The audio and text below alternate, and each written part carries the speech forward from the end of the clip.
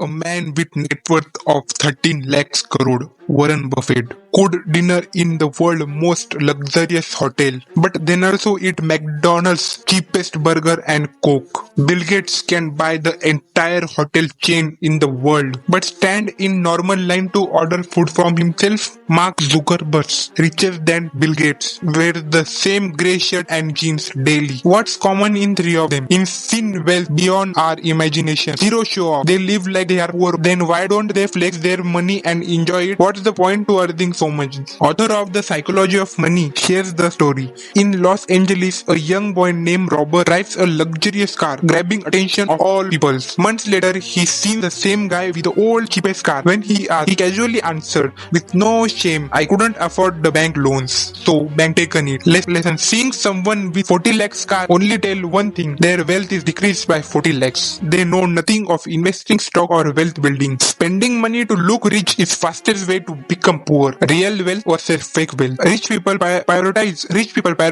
health, comfort and growth over status. Example: Warren Buffett bought a used private jet to save his time. Virat Kohli drinks 300 per liter alkaline water to avoid missing match and illness.